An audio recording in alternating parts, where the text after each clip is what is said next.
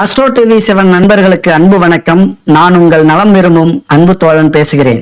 வேண்டியது எதுவென்று நான் அறியேன், நீயே அறிவாய், நீயே அருள்வாய். ஓம் நமச்சிவாய வாழ்க. கன்னிராசி நண்பர்களுக்கும் தோழிகளுக்கும் அன்பு வணக்கம். ஒரு ஏக்கத்தோட, ஒரு பாவப்பட்ட பார்வையோட, ஒரு கஷ்டமான சூழ்நிலையில உங்களது எதிர்காலத்தை மனசுல வச்சுக்கிட்டு இந்த புத்தாண்டை எதிர்பார்த்துக்கிட்டு இருக்கீங்க. இந்த 2024ஆம் ஆண்டுலயாவது நம்முடைய வாழ்க்கையில பணம், காசு, பொருள், செல்வம் இதெல்லாம் கிடைக்கலனா கூட பரவாயில்ல, ஒரு நிம்மதியான வாழ்க்கை கிடைக்குமா? குடும்பத்துல நடக்கிற பிரச்சனைகளுக்கான தீர்வு கிடைக்குமா? ஒரு நல்ல வேலை, நம்ம செலவுகளை கட்டுப்படுத்தக்கூடிய சம்பளம், நம்ம தொழில வரவுக்கும் செலவுக்கும் சரியாகி குடும்ப செலவுகளை பாக்குறது மாதிரியான ஒரு தொழில் லாபம். வெளிநாட்டுல போயிட்டோம், அதுக்கு உண்டான இந்த கடன் அடைக்கிறதுக்காவது அங்க சம்பளம் கிடைச்சு ஒரு நல்ல வேலை கிடைக்குமா? அரசியல்ல போயிட்டோம், ஏதாவது ஒரு எதிர்காலத்துக்கான ஒரு சின்ன படி அரசு துறையில நம்ம எதிர்பார்த்துட்டு இருந்த வேலை. இப்படி பல தரப்பட்ட கன்னிராசி நண்பர்களுடைய எதிர்பார்ப்பு இந்த 2024ஆம் ஆண்டில் இருக்கிறது. அப்ப 2024ஆம் ஆண்டு என்ன உங்களுக்கு கொடுக்க போகுது ஜோதிட விதி அப்படின்னு பாத்தீங்கன்னா, இப்ப உங்கள் ராசிக்கு 8ஆம் இடமான அஷ்டமஸ்தானத்தில் சஞ்சரித்திருக்கிறார் குரு பகவான். பல தொல்லைகளை நீங்க அனுபவிச்சிருப்பீங்க. அதாவது உறவினர்களாலும், எதிரிகளாலும், தொழில போட்டியாளர்களாலும், இது எல்லா இடத்துலயும் உங்களுக்கு நடந்திருக்கும். பல தொல்லைகள், முன்னேறவே விட மாட்டாங்க. உள்ளடி வேலைகள் நிறைய நடந்திருக்கும். ஏன்னா கன்னிராசி அப்படின்னாலே பார்க்கறதுக்கு கொஞ்சம் சாதுவானவர்கள், கொஞ்சம் கூச்ச சுபாவம் கொண்டவர்கள், மென்மையானவர்கள், எதை சொன்னாலும் தாங்கிப்பாங்க அப்படிங்கிற ஒரு எண்ணம் பழகினவங்களுக்கு தோன்றி இருக்கும். அப்ப நல்லா ஏமாத்தலாம் அப்படிங்கிறது மாதிரியான ஒரு ஃபீலிங். ஆனால் ஏதோ ஒரு சூழ்நிலையில அவங்கள்ட்ட நீங்க ஏமாந்திருக்கீங்க அப்படின்னா தெரிஞ்சு எப்பொழுதுமே கன்னிராசி நண்பர்கள் ஏமாறுவதில்லை. ரொம்ப கூர்ந்து கவனிக்கக்கூடிய சக்தி இருக்கிறது. உங்களை மாதிரி ஒரு விஷயத்துல தெளிவான முடிவு யாராலையும் எடுக்க முடியாது. உங்களுடைய திறமை நிரூபிங்க அப்படின்னு சொன்னா ஒரு அருமையா ஒரு விஷயத்துல நிரூபிச்சு காட்டுவீங்க. புத்தி கூர்மை, ஒரு விஷயத்த போக்கஸ் பண்ணி அதுல ஜெயிக்கிறது அப்படிங்கிறது கன்னிராசி நண்பர்களுக்கு ஒரு கலை. ஞாபக சக்தி அதிகமா இருக்கும். கொஞ்ச நஞ்சம் இல்ல, அபாரமான ஞாபக சக்தி. ஆனால் இப்ப ஏன் இந்த அளவுக்கு நம்ம கஷ்டப்படுறோம் அப்படின்னு பாத்தீங்கன்னா, அதுதான் கிரக அமைப்பு, அதுதான் நம்ம தலையில எழுதி வச்ச விதி. வேற வழியே இல்லாம சூழ்நிலை காரணமாக நம்மளுடைய பிரச்சனைகள் இப்ப அப்படி போயிட்டு இருக்கு. துரோகங்கள், அவமானங்கள், குடும்பத்துல கஷ்டம், ஒரு மரியாதையே இல்ல. வெளியில இருந்தா கூட பரவாயில்ல, சமுதாயத்துல இல்லைன்னா கூட பரவாயில்ல, உறவினர்கள்ட்ட இல்லைன்னா கூட பரவாயில்ல, நம்ம குடும்பத்திலே நமக்கான மரியாதை கிடைக்கிறது கஷ்டம். எவ்வளவுதான் உழைச்சி ஒரு பொருளாதாரத்தை கட்டி காத்தா கூட கன்னிராசி நண்பர்கள் வீட்டுல, ஆனா அவர்களுக்கான சரியான ஒரு மரியாதை கிடைக்கிறது ரொம்ப கஷ்டம். ஆனா உங்களை புகழ்ந்து பேசணும் அப்படின்னு உங்க குடும்பத்துல நினைப்பாங்க. ஆனா சூழ்நிலை, அவங்களுடைய கஷ்டங்கள் அப்படி புகழ்ந்து பேசக்கூட முடியாத கஷ்டங்கள். இது எல்லாமே நம்முடைய கர்மா, அதாவது நமக்கு எழுதி வைத்த தலைவிதி. அப்ப இந்த விதியெல்லாம் மாற்றக்கூடிய அமைப்பு இந்த 2024ஆம் ஆண்டு இருக்கா அப்படின்னா, ஓரளவுக்கு கொஞ்சம் பெருமூச்சு விடுங்க. ஒரு அற்புதமான ஆண்டு, ஒரு நல்ல முன்னேற்றத்தை நீங்க பார்க்கக்கூடிய ஆண்டு, ஒரு அற்புதமான ஆண்டு அப்படின்னு எப்படி சொல்றோம் அப்படின்னா, இந்த ஒரு ஏப்ரல் மாசம் வரைக்கும் கொஞ்சம் ரிலீஃப் ஆகுங்க. அதாவது ஒரு நல்ல தொடக்கம் உங்களுக்கு இருக்கும். ஆனால் இந்த கஷ்டம் அப்படியே தான் இருக்கும் ஏப்ரல் மாசம் வரைக்கும். என்னன்னா, இங்க நீங்க சொந்தமா நீங்க மட்டுமே உழைக்கிறத முதல்ல நிறுத்துங்க. என் அன்பு கன்னிராசி நண்பர்களே, நீங்க மட்டும் தூங்காம மன உளைச்சலோடு, கஷ்டங்களோட, கடன் பிரச்சனையோட உழைக்கிறதையும் சிந்திக்கிறதையும் தயவு செஞ்சு நிறுத்துங்க. உங்களுக்கு உதவியா இறைவனை கொண்டு வாருங்கள். இறைவனை மட்டும் நீங்க வச்சுக்கிட்டீங்க அப்படின்னா நீங்க நினைச்சதெல்லாம் நடக்கும். எந்த பிரச்சனையை தீர்க்கணும் அப்படின்னு நினைக்கிறீங்களோ அந்த பிரச்சனை கண்டிப்பா தீரும். ஆன்மீக பயணத்தில் முழு நம்பிக்கையோடு ஈடுபடுங்கள். கண்டிப்பா எவ்வளவு பெரிய பிரச்சனையாக இருந்தாலும் சாதாரணமா விலகி சென்று விடுவீர்கள். அவ்வளவு சக்தி இருக்கிறது இந்த ஆன்மீகத்துக்கு. நம்பியவர்களுக்கு மட்டும்தான் தெரியும் இதோடைய அபார சக்தி என்னன்னு. உங்களுடைய கஷ்ட காலம் நம்பி இருக்க மாட்டீங்க. ஆனால் நம்பிக்கையோடு ஆன்மீகத்தை நம்பி இந்த ஒரு 4 மாத காலத்தை ஓட்டி விடுங்க இந்த வருஷத்துல.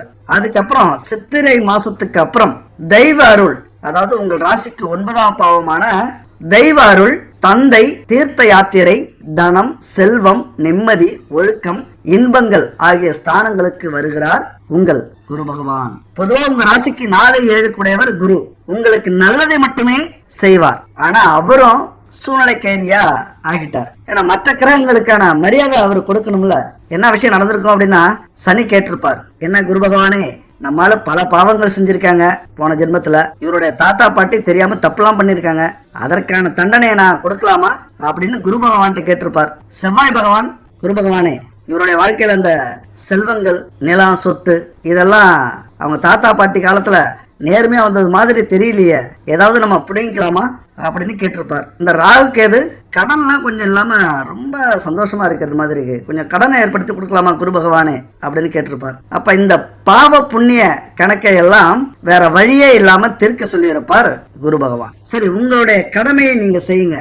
நான் என்னுடைய கன்னிராசி நண்பர்களையும் தோழிகளையும் என்னுடைய பிள்ளைகளை நான் தன்னம்பிக்கையோட வைத்திருக்கிறேன். எது வரைக்கும்? மே மாசம் வரைக்கும் ஒரு தன்னம்பிக்கையோட தைரியத்தோட எவ்வளவு கஷ்டங்களை கொடுத்தாலும், எவ்வளவு துன்பங்களை கொடுத்தாலும், அவமானங்களை கொடுத்தாலும், துரோகங்களை கொடுத்தாலும் நான் தன்னம்பிக்கையோட வச்சிருக்கேன், அதுக்கப்புறம் நான் பாத்துக்கிறேன் அப்படி தைரியமா குரு பகவான் சொல்லி இருப்பார். இங்கதான் சூழ்நிலை கைதியாக அவரவர்களுக்கான பாவ புண்ணியங்களை நடத்த சொல்லி இருப்பார். மே மாசத்துக்கு அப்புறம் இந்த பிரபஞ்சம் அனுப்பி வைக்கிறது யாரை? குரு பகவானை. உங்கள் வாசல் கதவை தட்டுகிறது அதிர்ஷ்ட தேவதை. அதுக்கப்புறம் தான் உங்களுடைய ஆட்டமே. களம் அருமையா ரெடியா இருக்கு. 5ஆம் பார்வையாக உங்கள் ராசியை பார்க்கிறார் குரு பகவான். ஜாதகத்துல 5ஆம் பார்வை அப்படிங்கிறது புகழ், கீர்த்தி, அந்தஸ்து, மரியாதை, மதிப்பை தரும் ஸ்தானம். ஓடி போனவனுக்கு 9ல குரு அப்படிங்கிற பழமொழி கேட்டிருக்கீங்களா?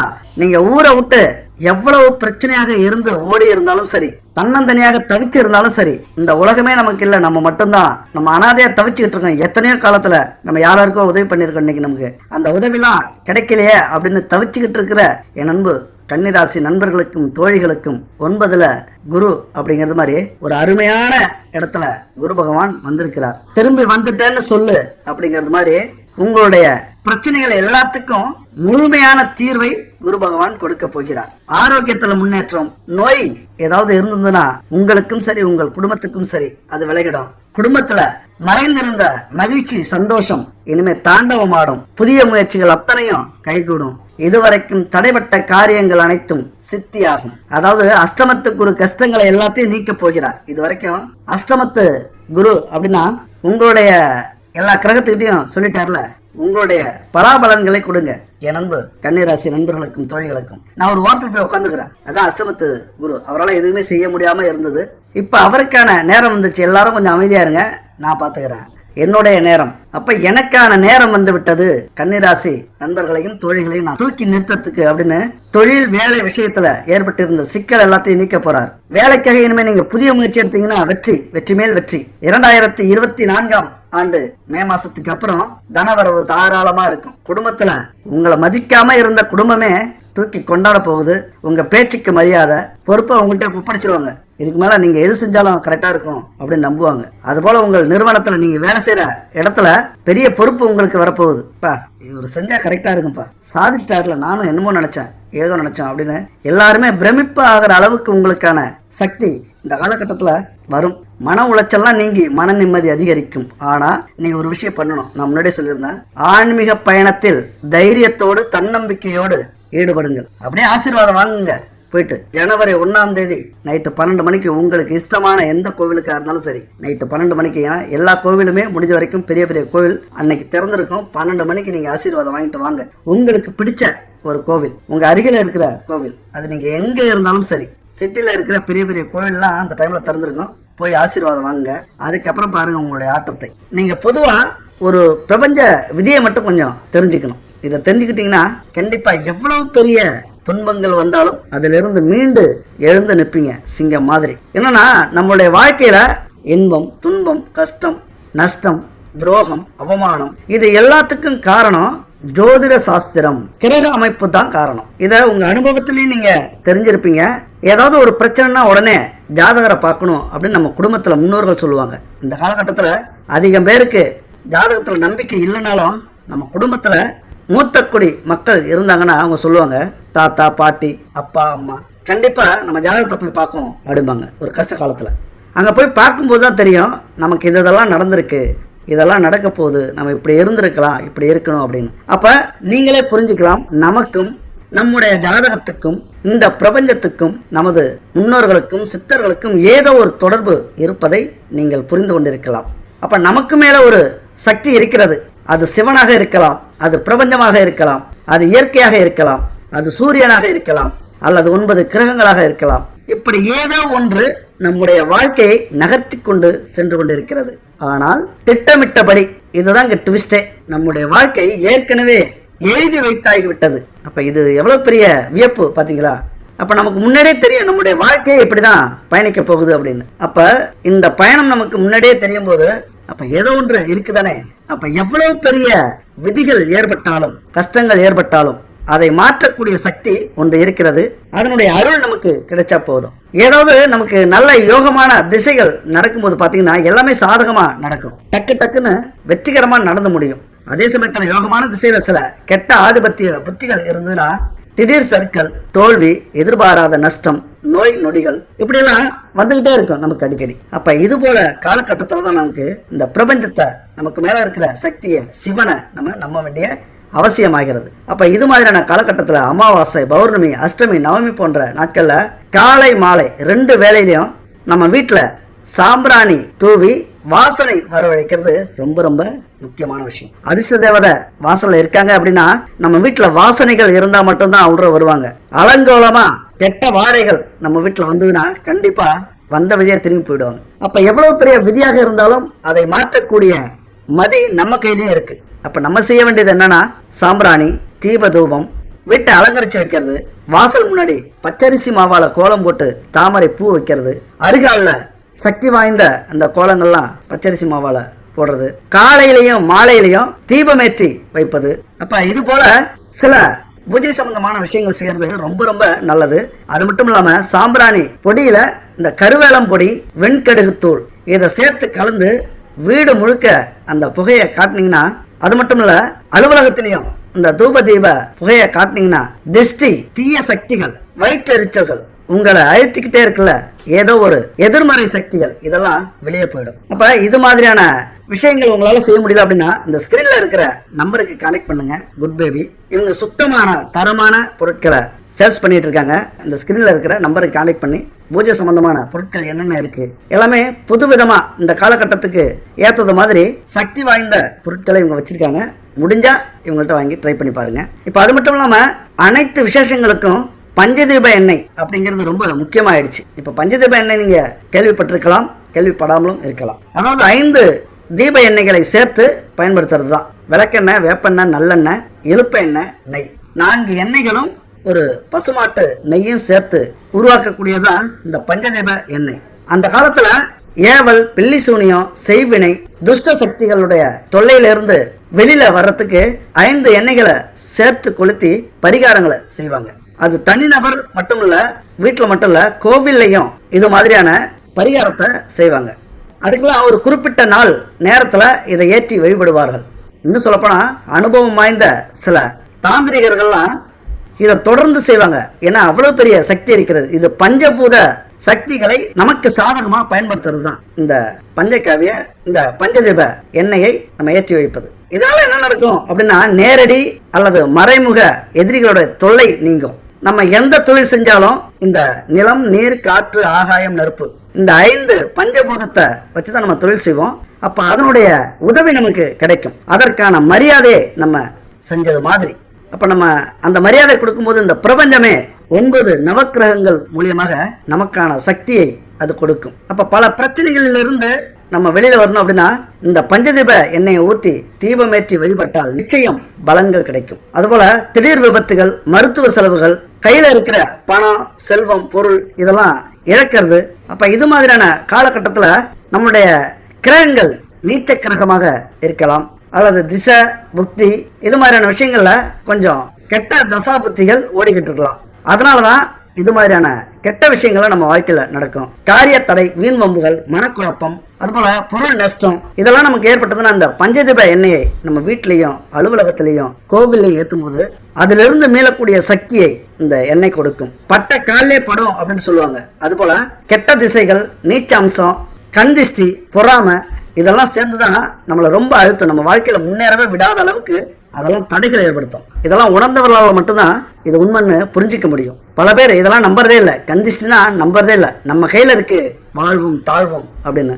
நல்லா இருக்கிற நமக்கு திடீர்னு ஜுரம் வந்துடும், ஒரு நோய் வந்துடும், ஒரு கஷ்டம் வந்துடும், ஒரு கடன் வந்துடும். அப்ப இதுக்கெல்லாம் என்ன காரணம்?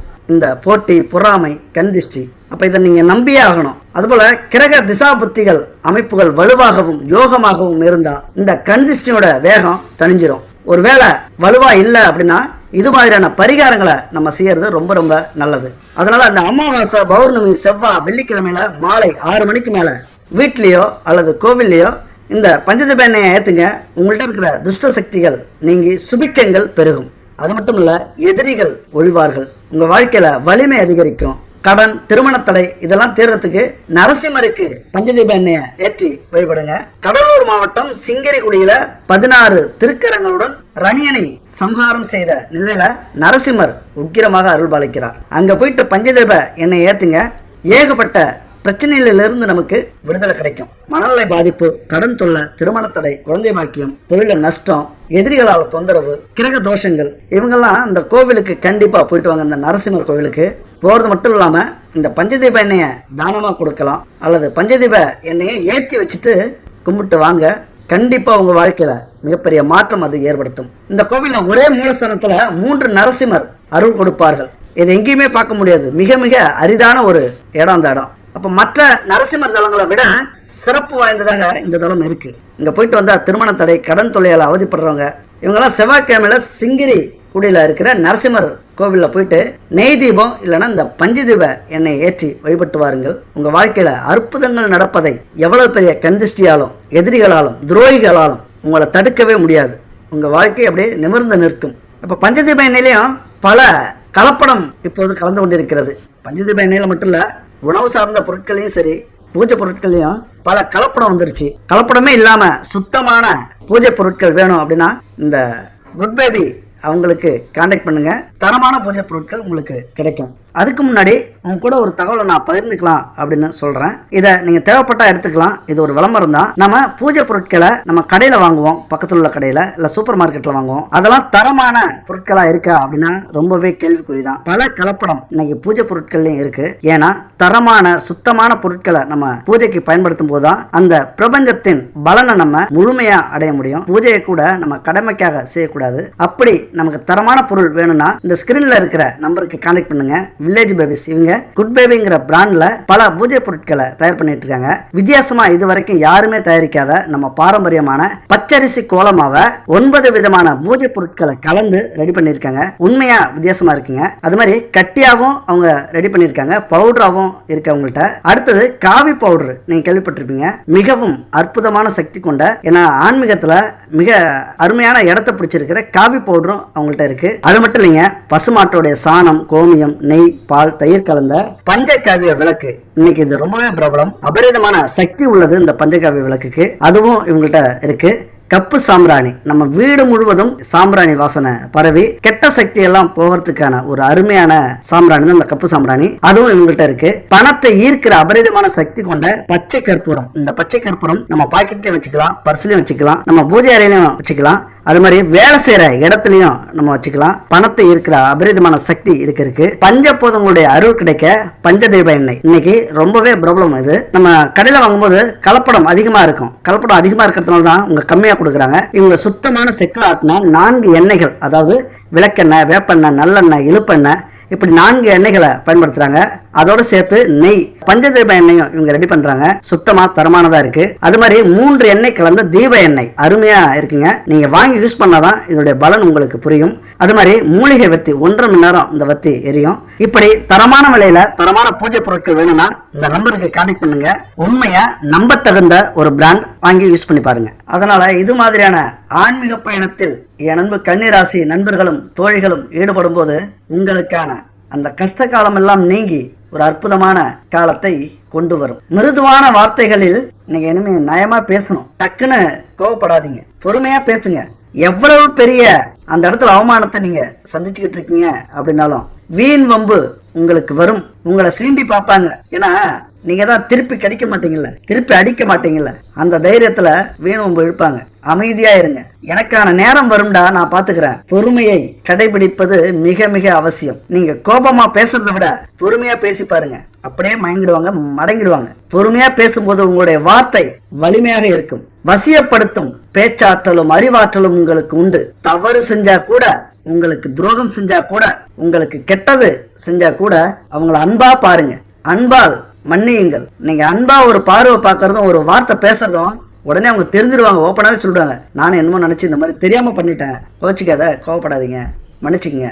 ஓப்பனா பேசக்கூடிய அளவுக்கு உங்களுடைய வார்த்தைகள் அமையும் இந்த காலகட்டத்தில். இல்லைன்னா அமைச்சுக்குங்க. எந்த இடத்துலையும் சரி, நான் உயர்ந்தவன், எனக்கு தான் எல்லாமே தெரியும், என்னால மட்டும்தான் முடியும் அப்படிங்கிற ஒரு வார்த்தை கூட நீங்க பேசவே மாட்டீங்க எப்பொழுதும். அதை அப்படியே கடைபிடியுங்கள். எவ்வளவு அவமானங்கள் ஏற்பட்டு கொண்டிருந்தாலும் ஒரு இடத்துல உங்களை தாழ்த்தி யார் பேசிக் கொண்டிருந்தாலும், குறிப்பாக பெண்கள், என் அன்பு தோழிகளே நல்லா கேட்டுக்குங்க, உங்களை யார் தாழ்த்தி பேசிக்கிட்டு இருந்தாலும் அமைதியோட இருங்க. தாழ்த்தி பேசினவங்களை உங்களுக்கு வாய்ப்பு கிடைக்கும் போது உயர்த்தி பேசுங்க. ஒரு இடத்துல அன்னைக்கு தலையில சம்பட்டி அடி அடிச்சது மாதிரி அவங்களுக்கு இருக்கும். அதான்டானா அப்படின்னு காட்டுங்க. எந்த அளவுக்கு அடுத்தவர்கள் மனதை நம்ம கஷ்டப்படுத்தாம நம்முடைய பயணத்தை கொண்டு போறோமோ, நம்முடைய வாழ்க்கை பயணத்தை கொண்டு போறோமோ, அந்த அளவுக்கு நம்ம ஒவ்வொரு படியா ஏறிக்கிட்டு இருக்கோம் அப்படின்னு அர்த்தம். தாழ்த்தியவர்களையும் உயர்த்தி பேசும்போது அந்த குரு பகவான் கூட மெச்சிப்பார். வடிவேல் சொல்லுவார்ல, நீ ரொம்ப நல்லவன்டா அப்படின்னாங்க.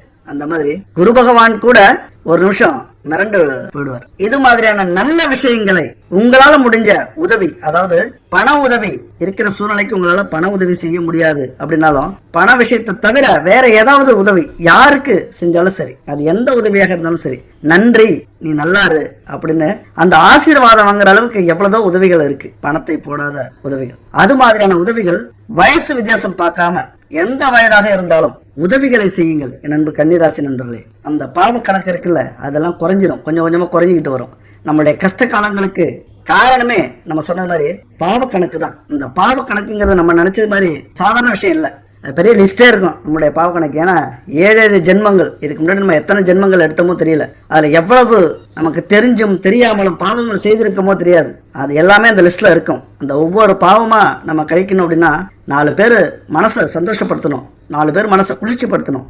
அந்த குளிர்ச்சியே நம்முடைய பாவ கணக்கை அழிச்சுக்கிட்டே வரும். என்னைக்கு நம்ம பாவ கணக்கு முடியுதோ அன்னைக்கு நம்ம கெத்து, அன்னைக்குதான் நம்மளுடைய சந்தோஷங்களே ஆரம்பிக்கும். நமக்கு மட்டும் இல்ல, நமது சந்ததியினர் அனைவருமே சந்தோஷமாக வாழ்வாங்க. அப்ப நம்ம நேர்மையா இருக்கணும், 4 பேருக்கு நல்லது செய்யணும், ஆன்மீக பயணத்தில் முழு நம்பிக்கையோடு ஈடுபட வேண்டும். நமக்கும் ஆன்மீகத்துக்கும் ஏதோ ஒரு தொடர்பு கண்டிப்பா இருக்கு. இது என்னைக்கு 100% நீங்க நம்புறீங்களோ, எந்த இடத்துல நீங்க நம்பணும் அப்படின்னு பாத்தீங்கன்னா, ஜாதகத்தை ஒரு மையமா வச்சுக்கிங்க.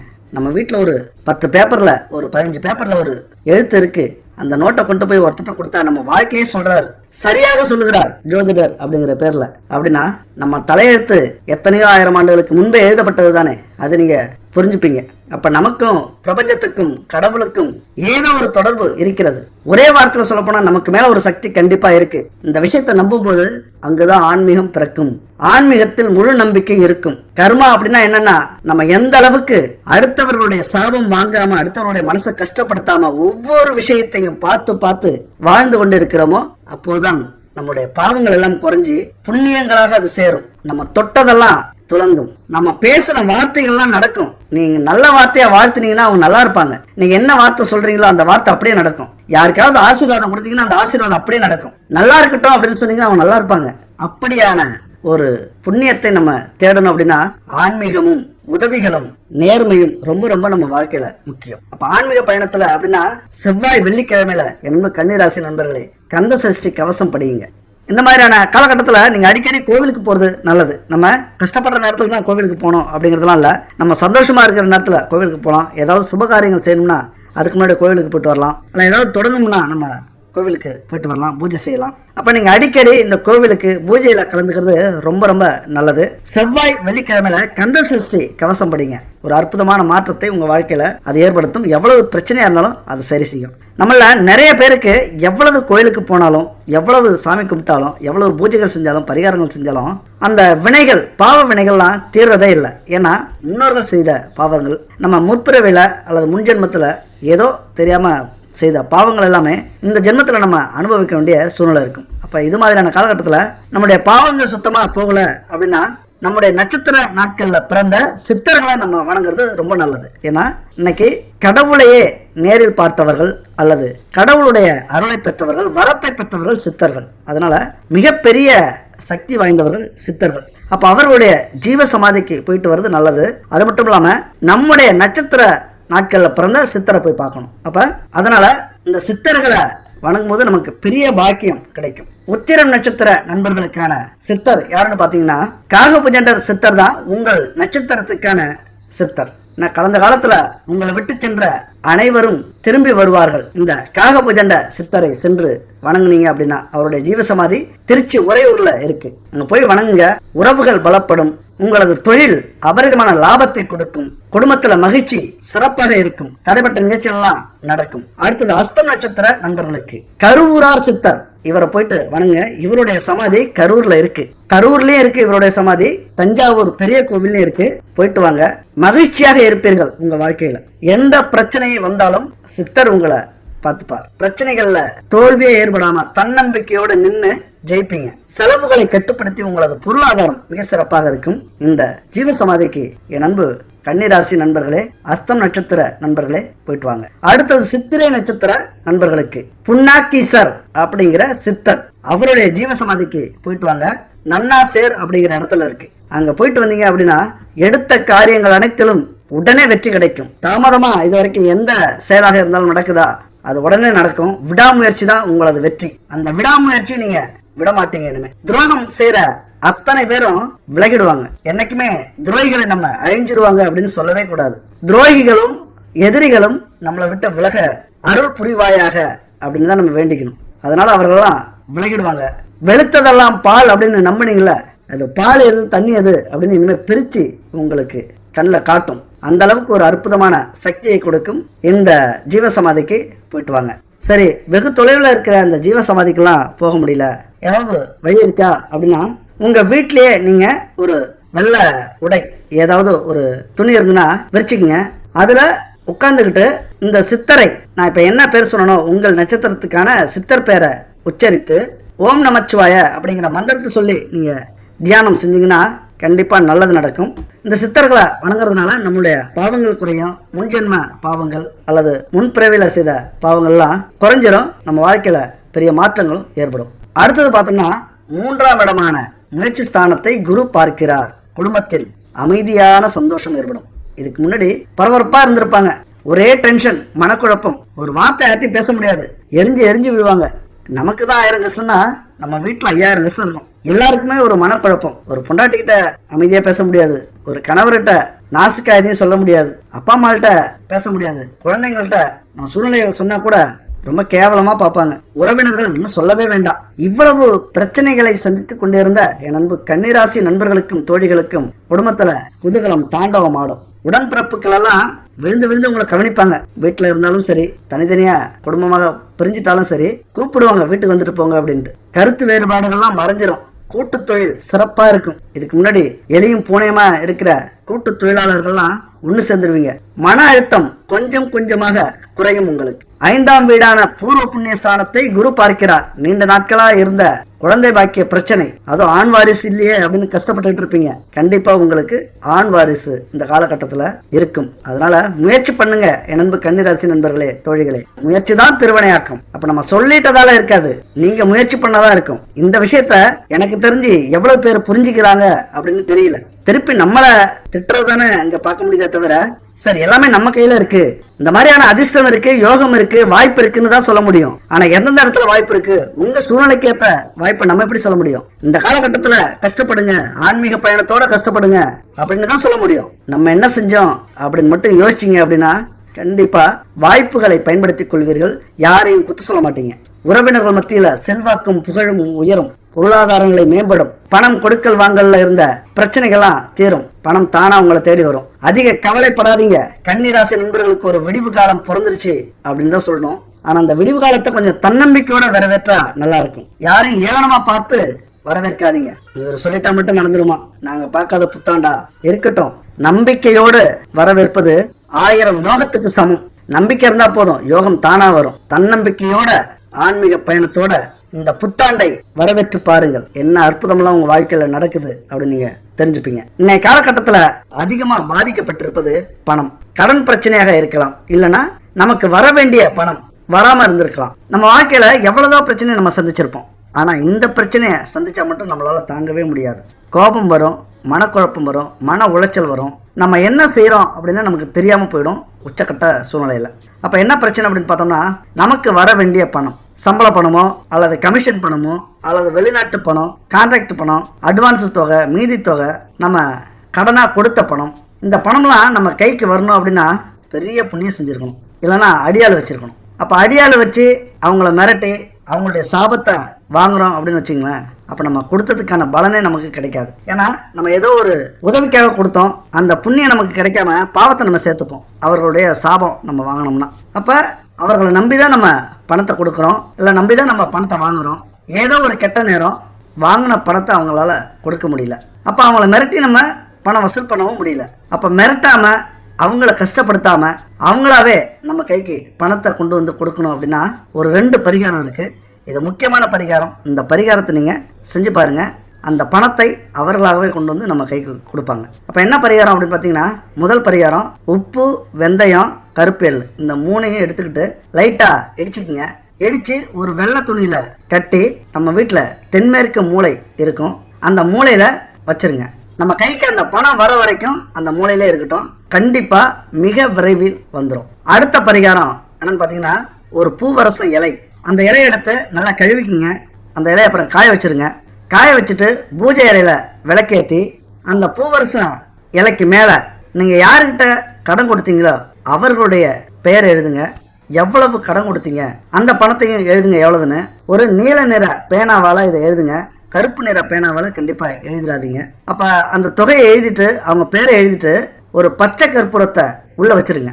ஏன்னா பச்சை கற்பூரம் அப்படிங்கிறது மிக சக்தி வாய்ந்தது. பணம் எங்கே இருந்தாலும் அது இழுத்து கொடுத்துரும். அந்த பச்சை கற்பூரத்துக்கு நம்ம நிறையா சொல்லியிருக்கோம். சுத்தமான பச்சை கற்பூரம் நம்ம வீட்டில் பயன்படுத்தினோம்னா கண்டிப்பாக பணம் கொட்டும். அதனால் இந்த பச்சை கற்பூரம் உங்களுக்கு ஒரிஜினலாக எங்கேயும் கிடைக்கல அப்படின்னா, குறைவான விலையில் கிடைக்கல அப்படின்னா, நம்ம சொன்ன மாதிரி இந்த குட் பேபி அவங்கள்ட்ட வாங்கிக்கிங்க. கண்டிப்பாக பியூரான பச்சை கற்பூரம் அவங்கள்ட்ட இருக்குது. அப்போ அந்த பச்சை கற்பூரத்தை அது உள்ள வச்சு அப்படியே கீழாமல் போகாமல் அப்படியே சுருட்டிக்கிங்க.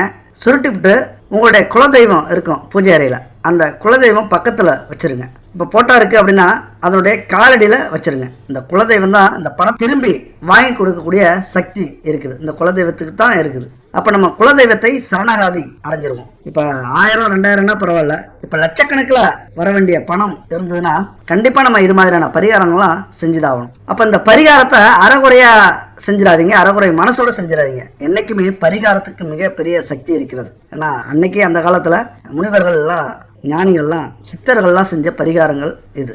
இன்னைக்கு பணத்தை பயன்படுத்துகிறோம், அன்னைக்கு செல்வங்கள், அன்னைக்கு அவர்களுக்கு தேவையான செல்வங்கள்லாம் வரணும்னா இந்த பரிகாரத்தை பயன்படுத்தி இருப்பார்கள். அப்போ அந்த இலையை நம்ம அடிக்கடி மாற்றணுங்கிறதுலாம் இல்லை. கண்டிப்பாக அந்த பணம் உங்கள் கைக்கு வர வரைக்கும் அந்த இலை அங்கேயே இருக்கட்டும். தினமும் பூஜை அறையில் போய் கடன் வசூலாகணும் அப்படின்னு மட்டும் பிரார்த்தனை செஞ்சுக்கிங்க, அவ்வளவுதான். அப்போ நீங்கள் கடன் கொடுத்தவங்க வேணும்னே கடனை திருப்பி தரலனாலும், இல்லைன்னா அவர்களுடைய சூழ்நிலை உங்களுக்கு கொடுக்க முடியலனாலும், ஏதாவது ஒரு வகையில் இதன் மூலயமா நல்லது நடந்து உங்கள் பணம் உங்கள் கைக்கு கண்டிப்பாக வந்து சேர்ந்துடும். அந்த அளவுக்கு மிகப்பெரிய சக்தி வாய்ந்தது இந்த பரிகாரம். அப்போ அவரே கொண்டு வந்து உங்கள் கையில் கொடுத்துருவார். சரி, இந்த 2 விஷயத்த பார்த்தீங்க. அப்பவும் நம்ம கொடுத்த பணம் நம்ம கைக்கு வரல, எவ்வளோதோ விஷயம் பண்ணி நம்ம கைக்கு வரல அப்படின்னா கண்டிப்பாக கவலைப்படாதீங்க. அப்போ கவலைப்பட்டீங்கன்னா நமக்கு மன உளைச்சல் வரும், நம்ம கோவப்படுவோம், ஆத்திரப்படுவோம், அவங்ககிட்ட ரொம்ப எடுத்து சண்டை பிடிச்சி கோர்ட்டு, ஜெயில் அப்படி போவோம், இல்லைன்னா நம்ம தற்கொலை பண்ணிக்கக்கூடிய சூழ்நிலை வரும். அப்போ ரொம்ப அமைதியாக இருக்க வேண்டிய விஷயம். ஏன்னா சில அடிப்படை பிரபஞ்ச நியதின்னு ஒன்று இருக்குது, இதை நீங்கள் புரிஞ்சுக்கணும். இந்த கடன் திரும்ப வரல, நமக்கு சேர வேண்டிய பணம் திரும்ப வரல அப்படின்னா ஒரு அடிப்படை நியதி இருக்குது. அது என்னன்னு தெரிஞ்சுங்க. ஒருவர் உழைத்த உழைப்பினால் சேர்த்த பணம் எந்த வகையிலும் வீண் போகாது அப்படிங்கிறது பிரபஞ்ச விதி. அது பணமாக திருப்பி வரலனாலும் ஏதாவது ஒரு வகையில் நல்லதாக வந்து உங்கள் கைக்கு சேரும். இப்போ உதாரணத்துக்கு உங்களுடைய உடல் நலனோ அல்லது உங்களுடைய சந்ததியினருக்கு உடல்நலம் சரியில்லை அப்படின்னா, அல்லது நிலைமை சரியில்லை அப்படின்னா, ஏதாவது ஒரு கஷ்டப்படுற காலத்தில் அந்த பணம் கண்டிப்பாக உங்கள் கைக்கு வந்து சேரும். அது பணமாக மட்டும் இல்லை, செல்வங்களா, சொத்தா, புதையலா, அதிர்ஷ்டமாக உங்கள் கைக்கு வந்து கண்டிப்பாக சேரும். நீங்கள் இழந்தது 5 லட்சமாக இருக்கலாம், ஆனால் 50 லட்சம் மதிப்புடைய செல்வங்கள் உங்கள் கைக்கு வந்து சேரும். நீங்கள் செய்ய வேண்டிய ஒரே விஷயம், அந்த நினைவு, அதாவது நீங்கள் ஏமாற்றம் அடைந்த நேரமோ அல்லது துரோகம் அடைந்த நேரமோ உங்களுக்கு ஞாபகம் வந்துச்சு அப்படின்னா, அதனால் போனதை நினச்சி கவலைப்படாமல், மனம் சோர்வடையாமல் தொடர்ந்து திரும்ப கொடுக்க கொஞ்சம் அவகாசம் கொடுத்துக்கிட்டே இருங்க. அவகாசம் கொடுத்தாலும் வரலையா பரவாயில்ல, அந்த பணத்தை நம்ம எப்படி உழைச்சி மறுபடியும் கொண்டு வரலாம் அப்படின்னு புதிய முயற்சியில் ஈடுபடுங்க. உங்கள் மனதை திடப்படுத்திக் கொள்ளுங்கள். அதாவது நம்ம இழந்தது 5 லட்சம், ஆனால் 50 லட்சத்தை நான் சம்பாதிப்பேன், அது என்னால் முடியும் அப்படின்னு அந்த ஞாபகம் வரும்போதெல்லாம் நீங்கள் சபதம் எடுங்கள். அதை சவாலாக மாற்றும்போது கண்டிப்பாக வெற்றி பெறுவீர்கள். வாழ்த்துக்கள் நண்பர்களே.